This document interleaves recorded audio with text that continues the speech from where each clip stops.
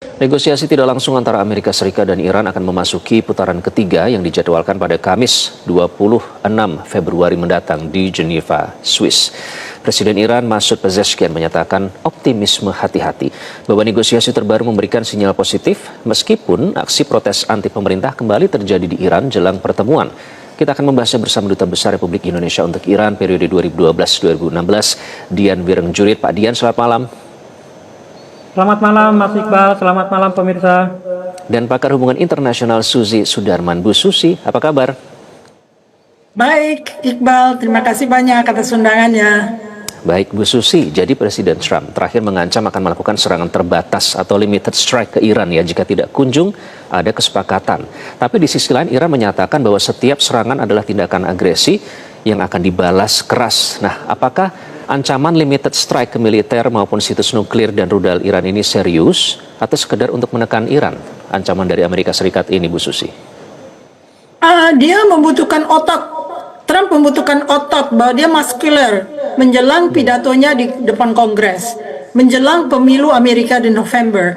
Dia akan menaikkan suara Republikan dengan menunjukkan agresivitasnya. Tapi ternyata agresivitasnya itu dialihkan ke Meksiko dengan mengirimkan Delta Force untuk menanggulangi narkoba dan kartel-kartel yang ada di Meksiko. Jadi cukup dalam soal yang kecil. Jadi ini seperti lewat dari prediksi beberapa kalangan di Amerika Serikat yang mengatakan pasti orang ini unhinged dan akan menggunakan serangan kepada Iran sebagai cara untuk menunjukkan bahwa dia siap dalam pidatonya di depan Kongres itu. Ternyata yang kita lihat adalah konflik berskala kecil dengan pemburuan kepala kartel di Meksiko.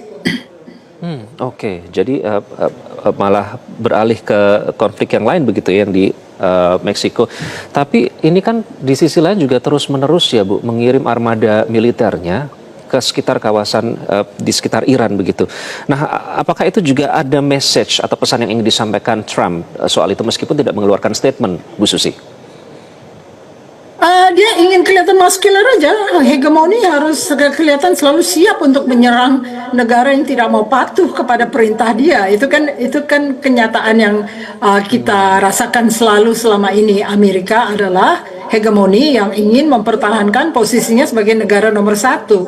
Jadi apa yang dilakukan adalah semacam gertak sambal lah kalau misalnya itu tidak berwujud yang lain. Karena yang menahan serangan Amerika ke Iran adalah negara-negara Teluk. Mereka semua juga tidak menginginkan terjadinya perang di situ karena mereka yang akan didera oleh peluru kendali Iran yang sudah siap untuk menyerbu wilayah-wilayah yang ada pangkalan militer Amerika Serikatnya. Oke, Pak Dian. Jadi kalau Iran di sisi lain ya bertekad untuk memperjuangkan haknya atas pengayaan uranium untuk tujuan damai. Tapi Amerika selalu menuduh Iran membuat senjata nuklir. Yang terbaru bahkan Steve Witkoff menyebut Iran selangkah lagi membuat bom atom. Lagi-lagi tuduhan yang mungkin belum bisa dibuktikan. Ya, bisakah Badan Energi Atom Dunia atau IAEA ini menengahi kebuntuan ini, Pak Dian? Terima kasih Mas Iqbal. Sejarah menunjukkan paling tidak dalam kerangka program nuklir Iran yang dituduh membuat senjata nuklir, sudah terbukti bahwa IAEA itu selalu bias, selalu memihak. Inspektur IAEA itu selalu sifatnya intrusif karena berasal dari umumnya negara-negara barat. Makanya tidak heran dalam beberapa hal terbukti bahwa bahkan kepala IAEA itu memang berhubungan erat dengan Amerika Serikat. Bahkan dalam Yukio Amano yang sebelumnya itu terang-terangan apa yang dikehendaki Amerika pasti kita penuhi. Hanya percakapan itu kemudian dibocorkan oleh WikiLeaks kalau kita ingat. Makanya Iran itu sangat paham dengan trik-triknya IAEA. Bahkan IAEA terlalu intrusif itu karena situs-situs yang tidak terkait secara jelas dengan proses nuklir, teknologi nuklir, itu ingin dikunjungi oleh inspekturnya. Misalnya barak-barak tentara, apa kaitannya dengan program senjata nuklir? Itu ingin diinspeksi, tentu saja ditolak sama Iran. Tapi penolakan Iran di media disebarkan bahwa Iran menolak inspektur IAEA yang memeriksa situs nuklir. Jadi media Barat dan apa namanya entitas Barat itu dalam kaitan program senjata nuklir sendiri sudah tidak imparsial. Nah, yang saya mau bilang juga bahwa ternyata dari inspeksi yang dilakukan pasca 2002 itu semua tidak ada yang bisa membuktikan. Nah, di lain pihak, pengayaan uranium itu kan hak semua anggota NPT, Non-Proliferation Treaty. Memang pengayaan itu dibatasi untuk teknologi-teknologi yang sifatnya riset atau reaktor. Memang terbatas sampai 3,67%.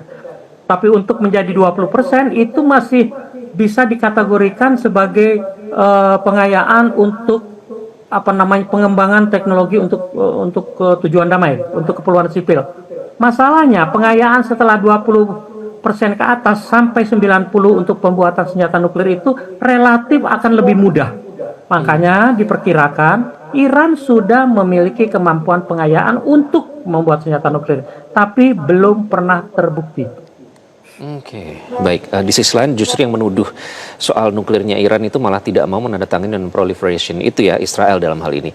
Bu Susi, jadi Amerika Serikat memerintahkan evakuasi personel non-essential pemerintah Amerika Serikat dan juga anggota keluarga dari kedubes Amerika Serikat di Lebanon. Nah, Lebanon kan negara poros perlawanan ya. Apakah ini menandakan situasi sudah genting dan Amerika Serikat mungkin akan segera menyerang, Bu Susi? Saya kira takut lah, Amerika nggak mungkin menyerang Iran secara membabi buta begitu, karena yang akan dirugikan adalah negara-negara kawan mereka sendiri di Middle East. Jadi kalau saya perkirakan adalah untuk safety valve, defense mechanism-nya dia memilih Meksiko untuk dibasmi dulu, jadi semacam adu otot, tapi kelihatannya tidak sejauh memerangi Timur Tengah dan akhirnya semua porak-poranda lah. Di butir ini Mas Iqbal, kalau boleh urun rembuk. Ya, bagaimana Pak Dian? Begini, kalau lihat perang terbatas 12 hari yang bulan Juni lalu, itu kan terbukti bahwa Israel apalagi juga Amerika kan terkaget-kaget. Ternyata Iran mampu membalas yang membuat mereka harus menghentikan serangannya. Kalau tidak akan runyem Timur Tengah. Makanya ketika itu kan sudah banyak pengamat yang bilang perang akan berkepanjangan. Saya tetap waktu itu sudah bilang tidak akan berkepanjangan, tetap terbatas, terbukti 12 hari. Kalau sekarang dibilang Trump akan kembali melakukan serangan terbatas kali ini, saya kira situasinya udah lain ya. Antara Juni dan sekarang sudah Maret, persiapan Iran pasti lebih terpadu. Artinya lebih siap menghadapi segala kemungkinan terburuk. Makanya dikatakan bahwa kalau sekarang apapun yang dikatakan Trump perang terbatas tetap akan menimbulkan dampak yang pasti jauh lebih parah daripada perang yang pertama. Nah, masalahnya begini, kenapa negara-negara itu Amerika mulai mengosongkan warganya dari wilayah? Buat saya simpel kok. Pangkalan-pangkalan Amerika di kawasan Teluk itu memang di negara-negara berdaulat, negara-negara Arab. Yang suka atau tidak suka, kalau dalam kondisi perang pasti konsekuensinya menghadapi kemungkinan serangan. Jadi ini kan persiapan saja. Tapi dalam kasus bulan Juni lalu, Iran pun sudah memberitahukan kepada Qatar sebelumnya bahwa pangkalan Al-Ubaid yang dipakai untuk kapal-kapal terbang yang menyerang Iran itu akan dibalas.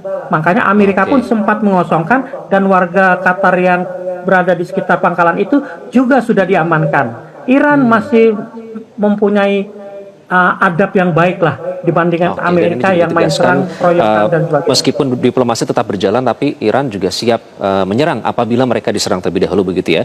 Bu Susi, jadi orang-orang di sekitar White House advisors-nya kita lihat bahkan J.D. Vance, wakil presiden, dan juga J.D. Vance cukup meminta General Kane ini untuk mempertimbangkan resiko yang besar katanya, karena ini berbeda dengan pada saat penangkapan Nicolas Maduro di Venezuela. Bahkan General Kane juga mengungkapkan low stockpile of anti-missile system yang sudah digunakan pada saat perang pada saat itu. Nah, apakah ini artinya ada harapan bagi proses negosiasi yang sampai saat ini masih terus berjalan dan akan memasuki perundingan ketiga nanti, Bu Susi? Negosiasi bagaimana kalau misalnya Amerika selalu menuduh Iran dan tidak terbukti tuduhannya itu berlaku. Jadi negosiasi yang with no end in sight ya, dalam artian kok meminta sesuatu yang tidak akan diberikan, misalnya melarang sama sekali nuklir buat kekuatan sipil juga dilarang oleh mereka, harus menyerahkan segala macam yang dimiliki dan sebagainya. Itu kan semacam bukan negosiasi, tapi